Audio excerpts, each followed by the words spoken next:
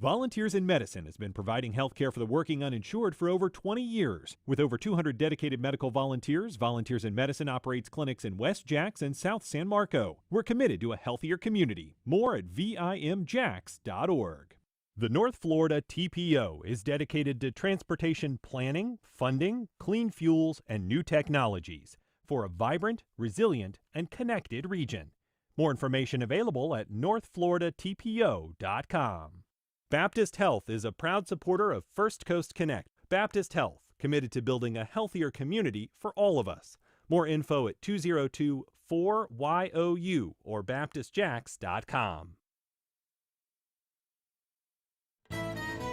This is WJCT News 89.9 Jacksonville. Up next, national and local news from NPR and the WJCT News team.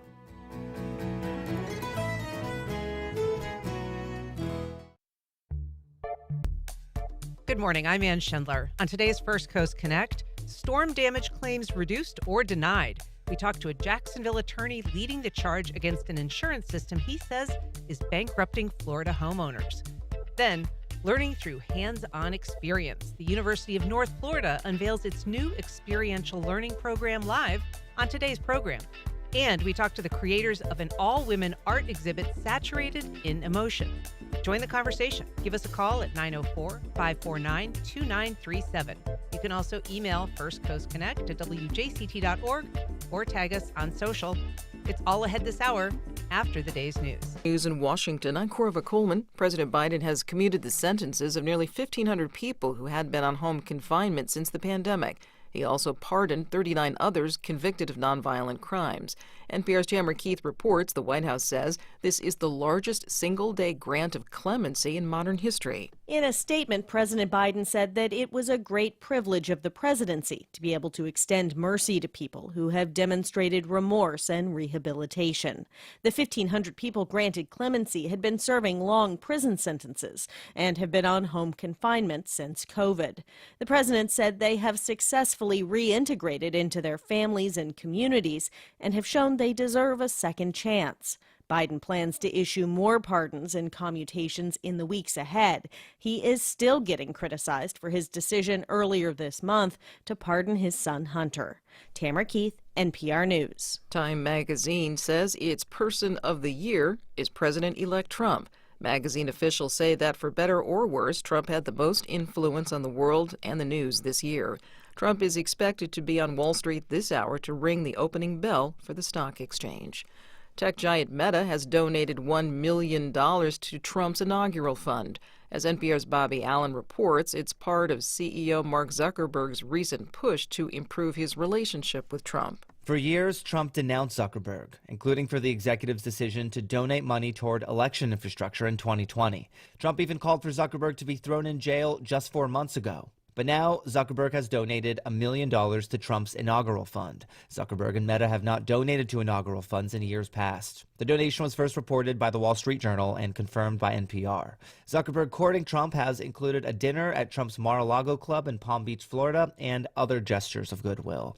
It comes as other tech leaders cozy up to Trump in anticipation of an incoming administration expected to confront Silicon Valley with a softer touch. Bobby Allen, NPR News. Residents near Syria's capital, Damascus, say they found a barefoot man wandering the streets. NPR's Ruth Sherlock is in a suburb and says the man identified himself as Travis Timmerman, an American freed from a notorious Syrian prison. The way he got out seems to be that he was released along with thousands of other prisoners who were freed by rebels in those hours after they stormed Damascus, ousted the regime. They went to these prisons, they shot down the locks on the doors, and they let people flee. Timmerman said he was scared at the time that there might be fighting between the prisoners and between the prison guards and the rebels, but there wasn't. So he left his cell, he joined a large group of people, and they started walking away. NPR's Ruth Sherlock reporting. Meanwhile, Syrian rebel groups that toppled the dictator say they are now forming a transitional government. This is NPR. And you're listening to WJCT News 89.9 in Jacksonville. Good morning. I'm Stephen Ponson. It's 9:04. A film based on a Florida serial killer lights up movie screens this Friday the 13th. Billy Mansfield Jr. is serving multiple life sentences after killing 5 women between 1975 and 1980. He's also linked to the death of a woman who was discovered in a Jacksonville ditch back in 1980. The 69-year-old killer's past became the inspiration for The Man in the White Van, directed by Jacksonville native Warren Skeels, who co-wrote it with local writer Sharon Cobb. Skeels says he wanted to make a suspenseful thriller. I really just wanted to take everybody back into the 70s where there was no internet, there was no social media, 911 didn't exist, missing persons on cartons was not a thing, and it was sort of an ignorance is bliss time period. And take them back, show them the experiences of somebody facing extraordinary circumstances and finding a way to survive. The film is set in 1975 in a Florida town, and it follows a teenager as she is kidnapped by a man in a white van. Drivers should expect some overnight lane closures tomorrow on the Shands Bridge so that crews can complete maintenance work. The lane closures will begin at 8 tomorrow night and should be done by 6 Saturday morning. There will be people on site to direct traffic. Drivers should use an alternate route such as the Buckman Bridge to get to points in Duval, Clay, and St. Johns counties. This afternoon will be cool in Jacksonville. Highs will be in the upper 50s. Support for NPR comes from NPR stations. Other contributors include the law firm Cooley LLP. With offices in the U.S., Europe, and Asia, Cooley advises new and established companies, investors, and financial institutions around the world where innovation meets the law. Support for First Coast Connect is provided in part by Baptist Health and North Florida TPO. Good morning. I'm Ann Schindler, and this is First Coast Connect. Today, denial by design. A series of new reports shows home insurance companies strategically refusing to pay storm damage claims even when their own adjusters recommend payment. Later, education through hands-on learning. The University of North Florida will reveal the details of their new experiential education plan here first. But first, it's common to hear leaders promise to rebuild in the wake of devastating storms, but the difference between that promise and reality often comes down to money. Stephen Bush is a Jacksonville attorney who's been working to reveal what he says is a systemic problem of insurance denial, and he joins us now. Good morning, Stephen. Good morning. So I want to start with a story of a couple of clients of yours that recently aired on 60 Minutes, because their story really is a stark portrait of what you're talking about. This is a couple that lives in Southwest Florida. Their home was largely destroyed in Hurricane Ian, massive damage to the roof, a tree through it, a lot of their possessions ruined from the rain. And the initial insurance adjuster that was sent to assess the damage said they were owed about $231,000. In the end, the insurance company offered $15,000. Why? First of all, what happened there between the amount that their adjuster initially said and recommended and what they were offered? Well, I can't talk too much about that because this is an ongoing case, but based upon what was aired on 60 Minutes, the adjuster for the insurance company did come out, assess the damages, and he wrote an estimate. He sent that estimate into the third-party administration company. And somewhere between the third-party administrator and the insurance company, that estimate got changed and lowered, like you said, from $230,000 down to about $15,000. And which after their deductible ended up being basically about $10,000. About $10,000. That's right. And the insurance company represented that estimate was of the field adjusters, which was incorrect. And not just that field adjuster and not just that couple. So you contend that that is not an uncommon problem. It's not an uncommon problem, and that's what we're finding over and over again with multiple carriers. Insurance companies are purposely taking their own adjusters' reports, reducing them down to avoid payment. And I want to talk about the mechanism that they use to do that in just a bit, but let's just start, if we can, with the beginning. I mean, how did you first learn that this was happening? So I took a deposition a while back. This was probably 2.5, 3 years ago. And during that deposition of the field adjuster, I showed the field adjuster the estimate that was sent to my client. And he said, well, that's not my estimate. I didn't write that estimate. And I said, well, what estimate did you write? And he gave that to me. And at the time, I didn't think very much of it. I get to speak all over the country at different conferences. And at a conference, some adjusters for the insurance company saw me speak and afterwards said, hey, look, we would like to come to Florida and talk to you about some things. And I said, well, yeah, sure, come on. Why not?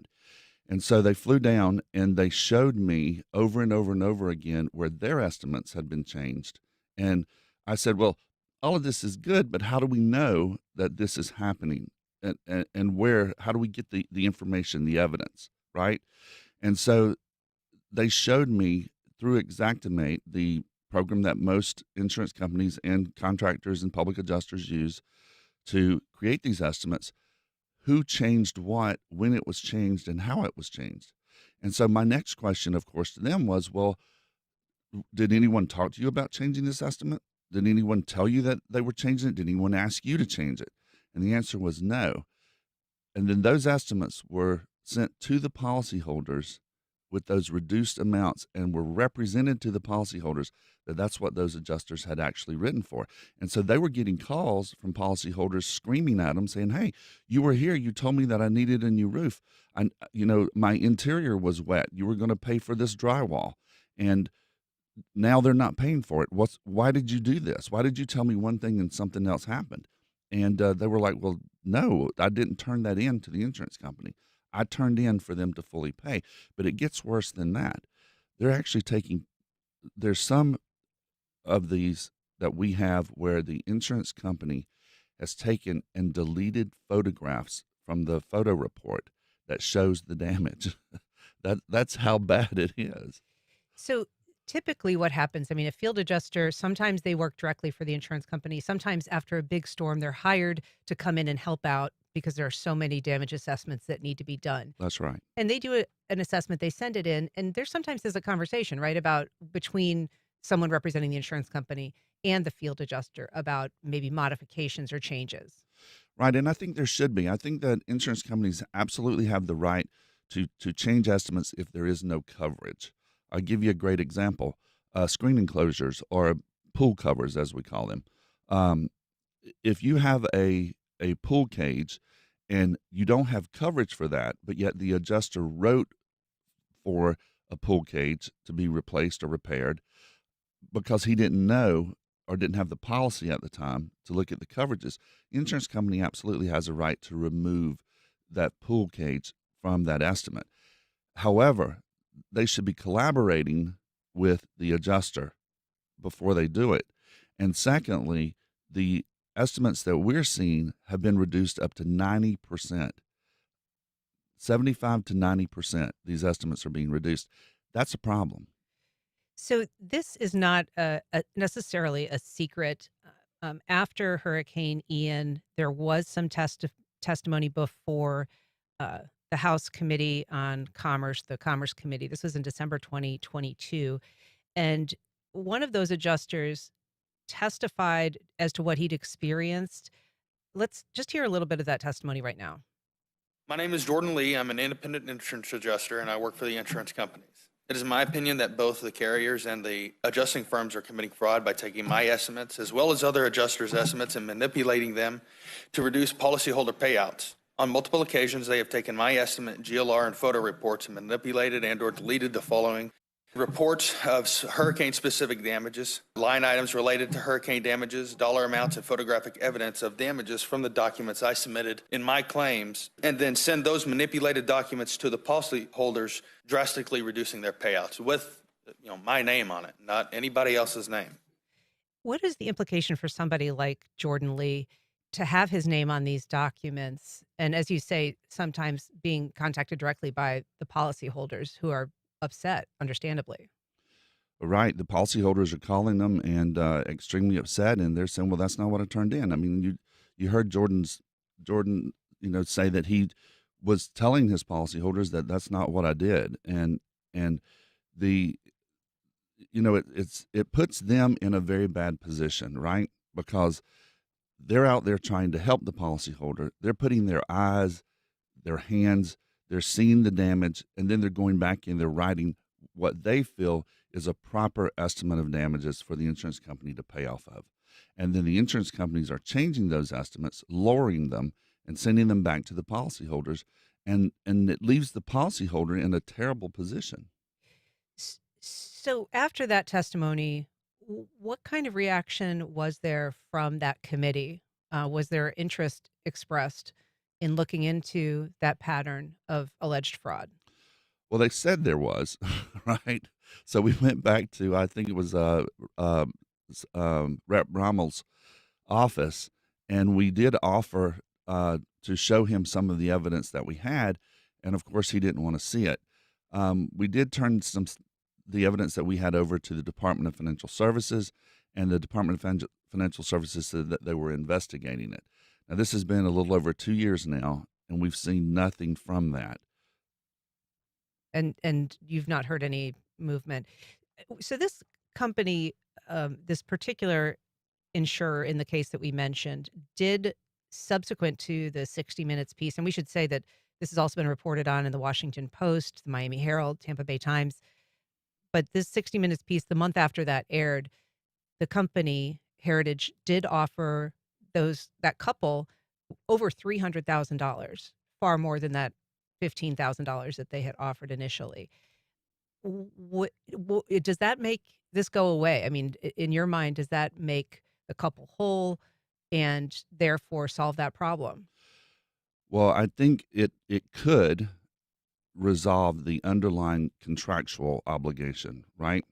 But it does not get rid of the tort of fraud.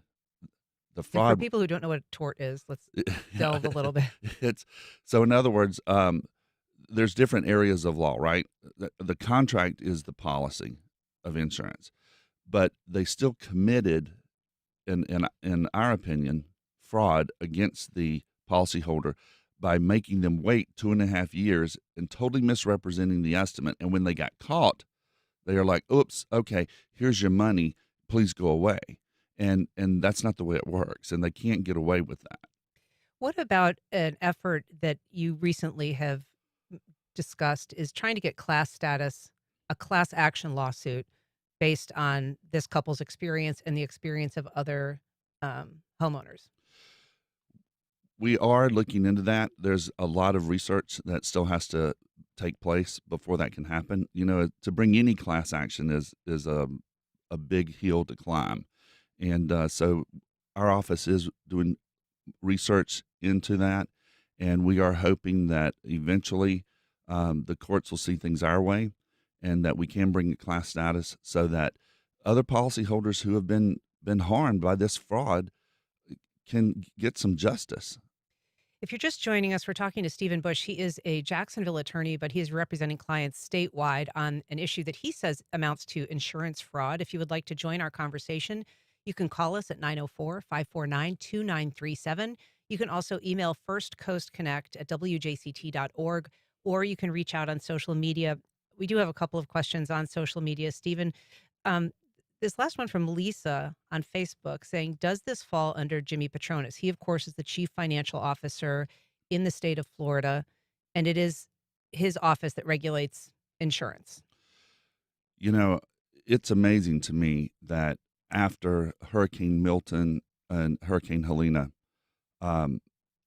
Petronas paraded around the state telling policyholders not to hire representatives for themselves, like public insurance adjusters. I just was astonished that he was sending out text messages and telling policyholders, don't hire a public adjuster, don't hire anyone to help you and to represent you. And he was basically saying, don't hire attorneys either, right? Well, he was, and I don't think an attorney should be your first line that you go to. There are only two parties that can represent a policyholder. It's a public insurance adjuster and an attorney. I think a policyholder should always start with the public insurance adjuster. And what's a public insurance adjuster as opposed to the adjuster that your insurance company sends out to you? Right. So the adjuster that the insurance company sends out to you works for the insurance company. That adjuster works on behalf of the insurance company. A public insurance adjuster works on behalf of the policyholder and represents the policyholder in the policyholder's interest. And Mr. Petronas was parading around the state telling people not to hire anybody. That's kind of like you committing a murder, going before the judge, and the judge saying, hey, you don't need an attorney. We'll take care of you. So this company, Heritage, was fined $1 million by regulators this past May. The Office of Insurance Regulation did it specifically because of how they handled claims after Hurricane Ian, which was this catastrophic Category 4 that hit Southwest Florida in September of 2022. It was the most expensive storm in the state's history to that point, and the Office of Insurance Regulation recommended this $1 million fine based on the lack of response to to a homeowner's claims, very often not within the 90 days required, providing that aid that they're supposed to. But Jimmy Petronas opposed that fine. I don't understand where Mr. Petronas is coming from. I know that often we've heard that Florida has an insurance crisis, but the data has shown and proven out that the reasons why we have an insurance crisis is not because of the claims, it's not because of litigation, it's because of mismanagement of insurance companies. We've got a question from Brenda on Facebook saying, how is this not bad faith? Well, there's a difference between bad faith and fraud. All right. And this is a legal definition? That's right. Explain what bad faith is. All right. So bad faith in property insurance, in the property insurance world, if you have a claim, the carrier has to abide by certain rules, right? And those rules are usually called the Fair Claim Settlement Practices. So if the insurance company has to handle a claim a certain way. If they don't handle that claim a certain way, that could be considered bad faith. Can you give us an example? Sure. Like properly investigate the claim and then pay the claim promptly. Those are all that's two areas of the bad faith statute where the insurance company, and this is what we're talking about today, right, is handling the claim properly and then paying it promptly, and paying it within a certain time periods. All of those are under the bad faith statute. But the fraud is a misrepresentation. It's a deceptive act. All right, that's a great way of kind of simplifying it, if you will. So anytime an insurance company misrepresents or misrepresents in an order for them to benefit, that could be considered fraud. So the gentleman that we heard from earlier, Jordan Lee, he's one of a handful of these insurance adjusters that have come forward, put their name and their reputation to basically whistleblowing on this practice. He told the Washington Post in an investigation they did, he said, I wrote 44 reports for Heritage Property and Casualty, and 100% of them were altered to where I did not recognize them, every single one. What is happening to the people that have come forward and openly criticized this practice? Well, the whistleblowers are very brave, number one. It takes a lot of courage to come forward and to say, hey, something is wrong. And the biggest fear that the whistleblowers had was that they were going to be blackballed and they weren't going to be able to take care of their families, that they weren't going to get work. And that did happen in some instances. Two of the whistleblowers have now crossed over and are now public insurance adjusters helping policyholders and no longer working on the insurance company side. But they've had a lot of criticism. They've taken a lot of hits, personally on their reputation just because they came forward and said, hey, look, this is wrong and something needs to happen. And we should say that the company that we've been talking about primarily, they're not the only ones that do this. Since that fine earlier this year, they created a new director for governance and compliance, and they've implemented some software changes to, I guess, prevent or at least, prevent the kind of thing that you're talking about. When you were tracking down the changes that were made to these claims, what sort of changes were you seeing, and how quickly were those happening after someone turned in the estimates? Well, we have one that's probably the most egregious I've ever seen. So on one of the files, you can, of course, with metadata and things of that sort, now you can track everything. So we were able to look, and one of the estimates, an adjuster for the third-party administrator went into the estimate, and in 4 minutes, she sliced the estimate by 90% in 4 minutes. And this was a relatively junior employee? Yes, very new. She'd only been licensed as an adjuster for 6 months. And so explain to people who may not know, I mean, how much time should it take if you're reviewing a claim and you're going to make some adjustments to it because perhaps this isn't covered or this should be less? Well, if you think about it, 4 minutes is not really that long of a time. So by the time you open the file, you look at it, figure it all out.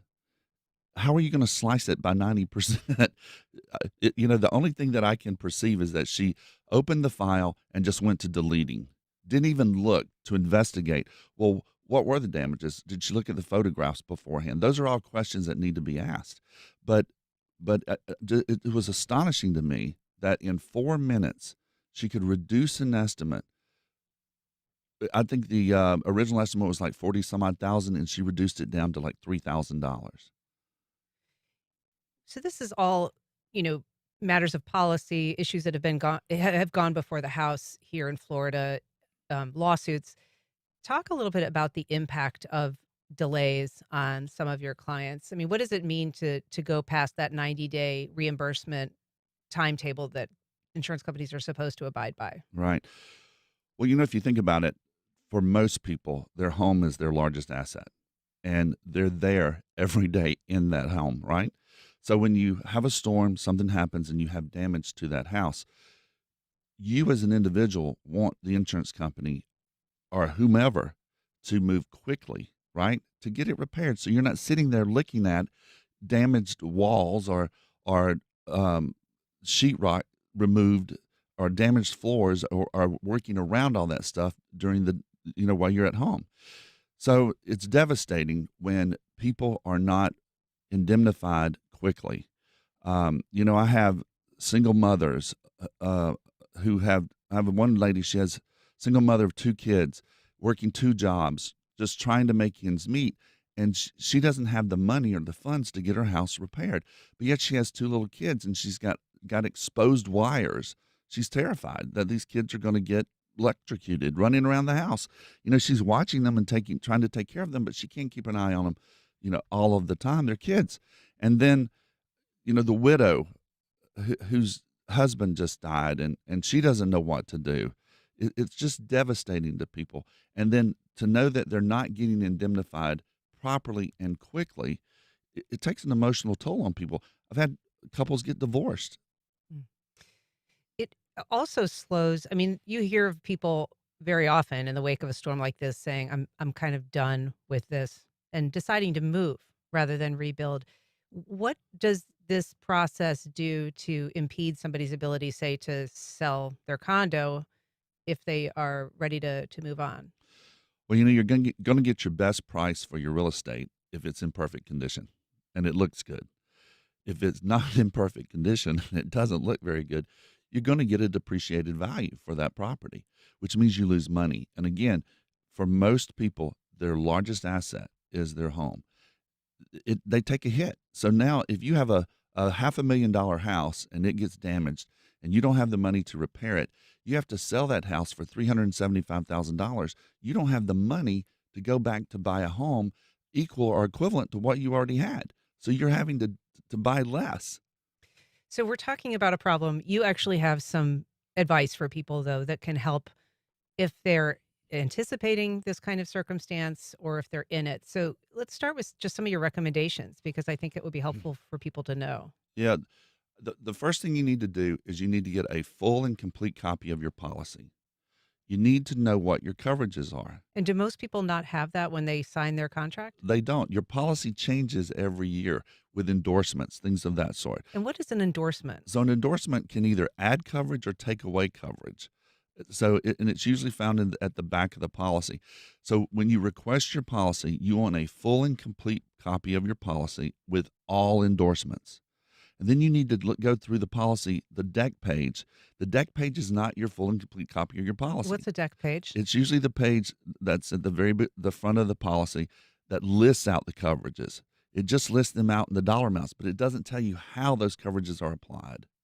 So you need to get the full policy so you understand. Can you give us an example of something that might be on the deck page that appears to be covered but isn't? One thing could be ordinance and law coverage. So if you have ordinance and law is like if you have a loss and then you have to repair your property and your property's not up to code, you have to bring it up to code. Ordinance and law will sometimes cover that. All right, so it may say that you have ordinance and law coverage on the deck page, but to what extent? And so that would be spelled out in the endorsement. That's right. And are there any limitations to that ordinance and law coverage? What else can people do besides having their policy and reviewing their policy? Again, it's know your coverages. You've got to know what's covered and what's not. So I was having dinner with some friends, and she said that she had just gotten a new policy. And I said, well, let me look at it. And so I looked at it, and I said, what do you think your policy covers? She says, I have replacement cost value. I said, no, you do not. You do not have replacement cost value. Your policy is actual cash value. So you're not going to get paid 100%. And she didn't even know that. She didn't understand that. The other thing she had was she had these new depreciation schedules. So, and I've calculated this on multiple policies. If you have a roof depreciation schedule and your roof is 12 years old or older, by the time they apply your deductible, you're going to get a zero payout. Zero payout. That would appear to impact a lot of people. It's going to impact hundreds of thousands of people all throughout Florida. Those are things that you need to know. So get a full and complete copy of the policy, know what your coverages are, and then if you have a loss, you need to hire a public insurance adjuster. At what point should somebody consider hiring an attorney? I mean, I ask you that. Obviously, you are an attorney; it's your business. But I mean, what would you tell a friend is a threshold at which point it would be helpful, and also worth the money? Obviously, it's expensive to hire an attorney. Right. I think that you should hire an attorney after the public adjuster has exhausted all efforts, and the insurance companies put their feet in the sand and said, "No, we're just not going to pay you." That's when you should hire the attorney. So there obviously is a lot of discussion about trying to keep insurance companies in Florida. And in fact, the Florida legislature has had a couple of special sessions essentially devoted to trying to find ways to keep insurers from fleeing. This is all about a more dangerous environment, much of it considered linked to a warming planet, Florida being particularly vulnerable. So is that what lawmakers are trying to balance, is the need to consider reimbursement for people who are damaged or suffer a loss, and then also just the larger picture of if this state doesn't have home insurance or people providing home insurance, nobody's going to be able to get a mortgage. All right, so that's a great question, and one that I've looked at. So we went 10 years without a hurricane until Hurricane Michael in 2016. 10 years, no hurricane. When Hurricane Michael came, then we had Irma right behind it. 7 insurance companies went out of business in the state of Florida. Why? Where are those 10 years worth of profits? And why didn't they have the reserves available to pay those claims when those claims came in? Why? And I don't think the legislature's asked that question. If they have, I haven't heard anything about it. Why didn't someone ask? So the Florida's Office of Insurance Regulation did a study after all of these insurance companies left, and it was the Residential Property Claims and Litigation Report, and people can look that up. And surprisingly, that report said overwhelmingly that the insurance companies that went out of business was because of mismanagement of funds and fraud. That's why they went out of business. So but yet all of the changes that the legislature made in 21, 22, and 23, it hurt policyholders. It did nothing to regulate why the carriers went out of business. Where are these funds? So where are these funds going? Well, insurance companies have what they call reinsurers, right? Well, a lot of these reinsurers That's like insurance companies for the insurance companies. Exactly. But guess who owns a lot of the reinsurers? the insurance companies. So they're just paying themselves money and then taking that money and putting it offshore. We have a message from Lisa on Facebook. She says, such an important show. So glad to see this being discussed. I've seen this addressed in a Substack, but have seen little coverage on the alteration of adjusters' estimates and the significant reduction on the part of the insurance company. I mean, I would just ask you, this is it seems to be a somewhat new revelation in terms of the media coverage it's been getting. How important has that been to exposing this? I think it's been great, and my goal and my hope is that this will change the way the industry as a whole approaches insurance claims to make it fair. It's just not fair to the policyholder, and it's stacked against them. And most policyholders don't know. They don't have a clue because insurance claims in the process is complicated. That's why I say hire a representative. You need someone helping you that knows how to do this and knows how to get you through this process so that you're not taken advantage of. Just a message from Brenda on Facebook saying Stephen Bush and these personal adjusters are local heroes. This is a continuing battle, obviously. What is the next step for you with your clients? And what do you think people will be watching on this story? Well, I hope that we can get some legislative changes. I think that the legislature went too far in the changes that were made, and the pendulum has swung way too far in favor of the insurance companies. We need to bring it back to the center. Now, some of the changes that they made, I actually agree with. I think that they needed to be made, but I think they went too far. And I don't think that they went far enough in some areas to say, hey, look, you need more reserves. If you're an insurance carrier in the state of Florida, we know that we have more claims than any other state, right, because of the weather conditions here and where we sit with the hurricanes. These insurance companies, if you're going to insure in the state of Florida, they need more regulation. And again, I'm not for more regulation, but in this instance, I think we do need more regulation on their reserves so that, one, the company as a whole is more stable and the market is more stable, right? Those are things that need to be addressed so that we can have a stable insurance market in Florida. And when the claims come, the insurance carriers are prepared. But you got to follow the money. Why 10 years? Why are we letting these insurance companies reinsure themselves and take that money and put it offshore? Well, it's a great conversation. Stephen Bush, we appreciate you coming on, helping us thread through all of this complicated stuff, but we look forward to talking to you again soon. Thank you. Thank you for having me. All right. Coming up next, a plan for student success based on hands-on learning.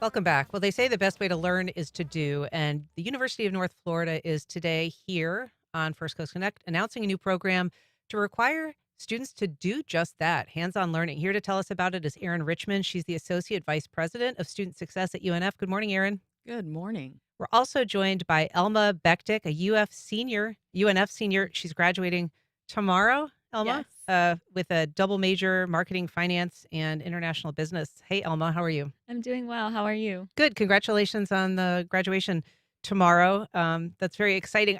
I want to start with you, Dr. Richman. What is the program that is actually being implemented, and how's that going to impact incoming freshmen? Thanks for the question. So UNF has been leading the country in terms of getting students involved in hands-on, high-impact learning practices for years. What we're doing differently now is rather than have those experiences sort of be stuck around the university where students find their way to them, stumble upon them, et cetera, by accident, maybe in year 3 or year 4, we're putting those experiences at the front door, and we're guaranteeing all students have the opportunity to do an internship or research with a professor or study abroad, other similar types of experiences that we know have a positive impact on their professional development and career outcomes once they graduate, just as our future graduate tomorrow is leaving tomorrow. So we are doing something different than most universities do, which is we're putting it at the center of the student experience right up front and guaranteeing that every single student gets that experience. That's kind of like a requirement then. Is that Yes, true? Yeah. correct. And so if for instance, I mean, sure, I'd love to study abroad, right? Does it have to accord with some part of my major, or can it just be a study abroad in Spain? Because that sounds like a nice place to be. So there are several programs already that already require this. So, for example, nursing, you have to go do clinicals, Sure. or teaching, you have to go do a field experience. But there are many majors that don't require that, and so we are basically curating a menu of options for students and putting it in front of them so that they can say, okay, I think I'll do this internship with Dun & Bradstreet, or I think I'll do this study abroad with my international business professor, or I think I'll do this thing. So they're going to get to pick from options that we've curated for them, in addition to all the other things that college students do, which is go to lectures or go to events or go to clubs and be part of organizations. This is in addition to those things, and we're also going to give them some training and development along the way so that they know how to talk about that to their future employers when they hit the ground on their first day of their job. They're ready. And Elma, you graduate tomorrow, so this is not going to apply to you necessarily, but you, on your own and with the help of your advisors, have done some hands-on learning while you were at UNF. Tell us about that experience. Of course, I would be happy to. So I studied abroad. I went to France and I went to Le Havre and I went to Paris, and it was an amazing experience. I think every student should do study abroad or at least attempt to. We have amazing scholarships at UNF that can help students if it's an expense type of issue. I also have done multiple internships. I interned with the Jacksonville Business Journal, with UNF MedNexus, and Dun & Bradstreet over the summer in the tech department with the Office of the CTO. And now I'm in the marketing department with customer acquisition, and it is amazing. I am enjoying my experience very thoroughly. And so what is the difference for you when it comes to that kind of being there and experiencing something versus the classes where you're learning, for instance, about finance? So I think doing something outside of the classroom, you get a different experience. You get to put what you've learned in lectures and in class to the test. And I genuinely love the aspect of doing something that I'm maybe like not as many people get to do. And I think that's a shame that not a lot of people get to do it, because it should be something that everyone has the opportunity to do. And doing stuff outside the classroom, like interning, it helps you become more resourceful. It builds your resume. It shows you leadership skills depending on what you're doing, and that can't always just be done through a textbook. I would imagine it also boosts your confidence. Oh, 100%. Yeah. Just being able to know that you're interacting in fields that are filled with professionals and something that you aspire to be. Oh, exactly. And I think it gives me a better perspective on what the business environment is going to be like moving forward. So, Dr. Richman, we know that, the idea of doing to learn is known, but I mean, what do the data say when it comes to the value of experiential learning? Well, there's a lot of data out there that has been piloted and done at other universities and across higher ed. And one example, we know that students who participate in service learning are what most people think of as volunteering, but service learning with a professor as part of a guided learning experience. The data has shown that those students start on average 10% higher at a salary level, 10% higher than students who do not engage in that, and they're more likely to get promoted earlier than their peers who haven't engaged in that. And that's just one example of the type of opportunity that is experiential learning. That's the thing that we're putting in front of students more purposefully now. In addition to what Elma mentioned, which is internships and study abroad and research opportunities. And so we mentioned that this is your formal announcement. Yes. Now of this program, but how are you going to get word out to applicants, to their parents, the understanding that this is a new requirement essentially to graduate?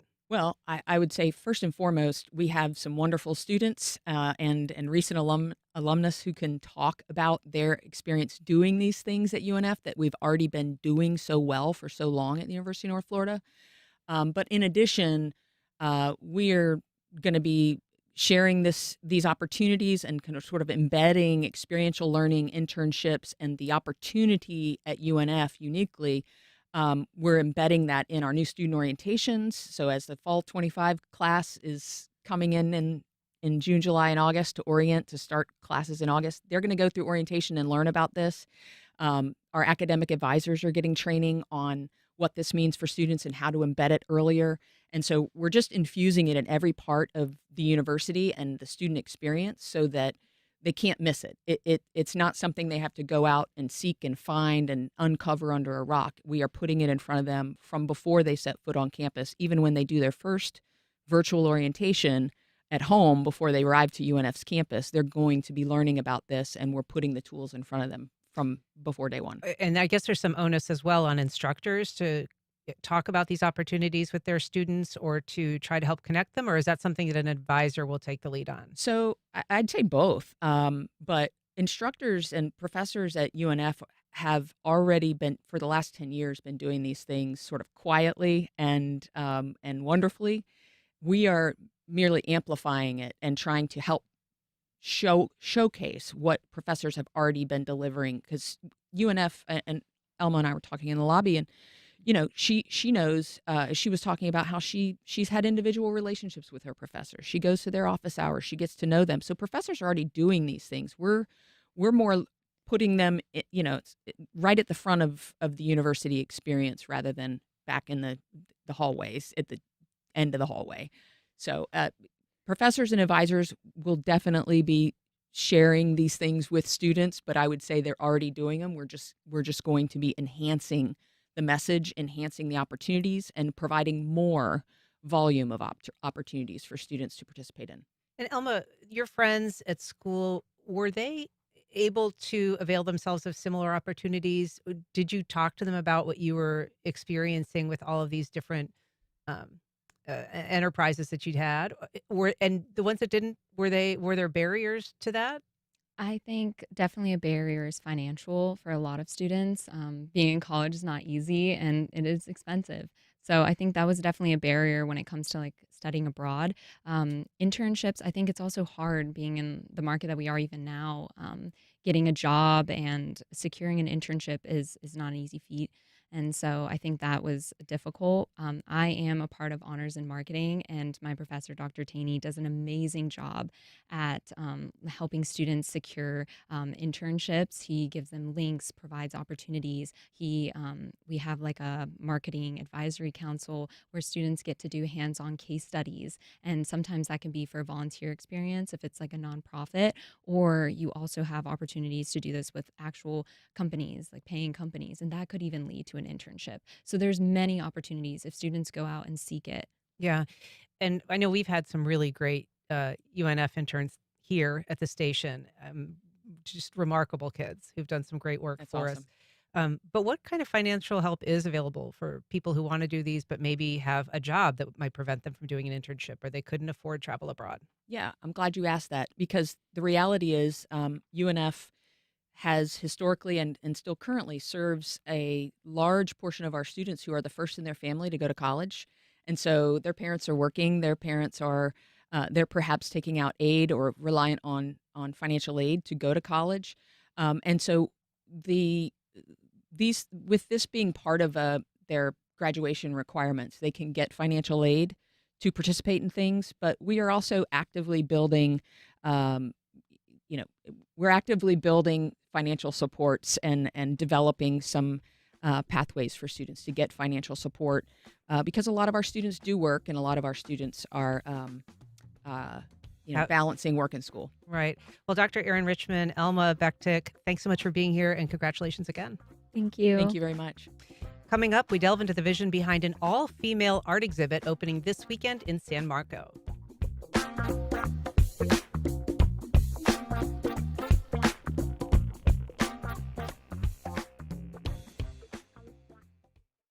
My name is Catherine Marr, and I'm the CEO of NPR. I believe that NPR and the NPR network are part of the civic infrastructure of democracy. We are an institution that enables people to participate more meaningfully in their communities and in our democracy as a whole. Local news combined with national reporting is such a unique offering. It is unlike any other national media organization in the country. We know that where local news exists, communities are healthier as a result. We know that partisanship decreases in the presence of local news. This is part of our responsibility as a public media organization, both reporting nationally and supporting local news all across the country.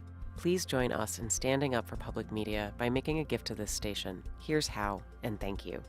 Please call 353-9528 or visit us at wjct.org/radio. Omar El-Shugri has made a good life for himself in Sweden, but Syria is calling him back. I have to tell you about my hometown. My hometown is the most beautiful town that ever existed in the history of towns. I'm from the coast, so it has the sea, it has the mountains, it has the rivers, it has my grandma. Will Omar return? Next time on Today Explained. Tonight at 6:30 here on WJCT News 89.9. For nearly 3 years, Ukrainians have fought to fend off Russian troops in their territory. Thousands of soldiers now fighting on the front line never expected to serve in the military. A new documentary follows the lives of 3 Ukrainian artists who find themselves caught up in the battle to defend their country. We hear those voices and meet the directors of Porcelain War. Next time on 1A.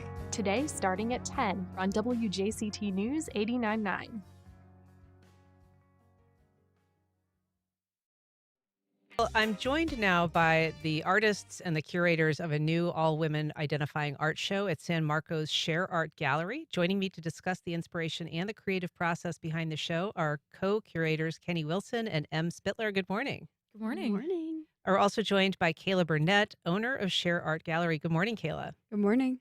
So let's start with the title of this. It's called Soppy. It is a exhibit that is all women identifying artists. What is the theme? What's the name signify?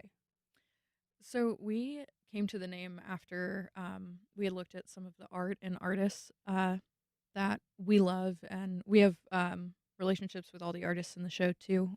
Some of them are artists that we've worked with in Jacksonville. They're all local from Florida or that we've gone to school with. And we already had some of them and some artwork in mind. And when we got together and looked at it all, we noticed some of these patterns of texture and wetness and saturation. And that's how we came up with Soppy. And also, it's just a great word.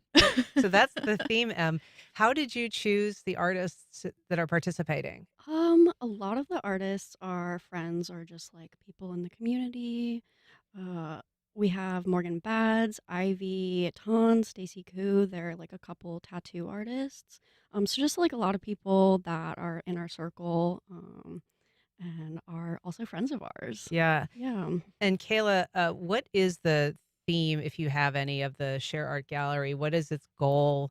Who are you reaching out to? Yeah, I'm trying to connect with different members of the community. I think Jacksonville's very spread out, so I'm trying to bring that all in together. And it's really about community first and money second. Yeah. And so these are artists that you like, in a space, obviously, that you like a great deal. Are they all going to be part of the show when it opens? Are they going to be there talking to people and interacting with people? Yeah, absolutely. Yeah. And Yeah. so, what, like, when you were curating this show, I mean, first of all, it's not a giant gallery, right? There's sort of a space limit. Were you taking just one piece by every artist, or are you able to have a little bit of a display of the range of their work? Um, it really depends. We know the space really well, and also we usually get more pieces than we need and go from there. So 2 or 3 pieces per artist, or if an artist has a recommendation for the space too, we'll hear that out. Um, but we've have plenty of room for everyone, and everybody's got at least 2 pieces in it, so it's a really good variety, and there's a lot of mediums. And Em, how long is the show up? The show is up for a month. Okay. The date is Saturday, from 6 to 9, and then When I it think it'll opens, you close. mean? Yeah, and Yeah. it'll close in early January. So, Kayla, what led you to open a gallery space in the first place? I mean, what is your inspiration? What your artistic background? Yeah, I kind of grew up in a small town, so community, that like tight sense of tight knit community was like everything to me. And coming here, I actually ran a gallery in Gainesville, Florida for a year. And then when I got to Jacksonville, I was just like, I have to start my own business, you know? Are you an artist yourself? I am an artist. Yeah. Yes. I went to grad school at UF. For art? For Okay. art. And so when you're relating to other artists and creating a space for them, I mean, what's important to you to foster in that environment? What do you try to create to allow them to feel, welcome and encouraged? Yeah, I think that's a great question. I think freedom is like the biggest thing, right? I want people to come in and feel like they have like an authentic desire to paint the walls if they want. If make a mural or create whatever they want. Yeah. And so about how many artists are in this show? 10 artists are in the show. 10? Yeah. Okay. And all women identifying. And it opens this weekend? Yes, on Saturday from 6 to 9 p.m. in San Marco. All right. And you can get more information at shareartgalleryjacks.com. Thank you all so much for being here. Kenny Wilson, M. Spitler, Kayla Burnett, thank you so much. Thank you for having us. Yeah. And that's our program. Thank you for listening. If you have feedback or suggestions, you can send either to First Coast Connect at WJCT.org. If you missed anything, you can catch our rebroadcast. Connect is provided by Baptist Health and the North Florida TPO. Baptist Health is a proud supporter of First Coast Connect. Baptist Health, committed to building a healthier community for all of us. More info at 202-4YOU or BaptistJacks.com. The North Florida TPO is committed to shaping our transportation future. We're focused on planning, funding, clean fuels, and new technologies for a vibrant, connected community. Learn more at northfloridatpo.com. Congaree & Penn, dedicated to agriculture and culinary endeavors, offering field-to-fork dining and outdoor experiences on over 300 acres. Sip, dine, explore. Information at congareeandpenn.com. This is WJCT News 89.9 Jacksonville. Up next, national and local news from NPR and the WJCT News team.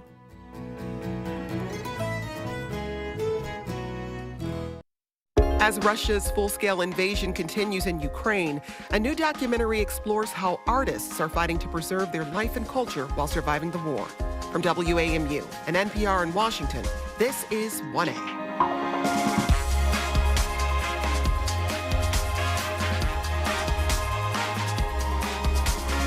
Hi, I'm Jen White. Today on 1A, Art as Resistance. A new documentary follows the lives of 3 Ukrainian artists who find themselves caught up in their country's fight for freedom. It's called Porcelain War. We sit down with the film's co-directors and producer to discuss the making of the documentary. But first, the FBI's director, Chris Wray, is stepping down.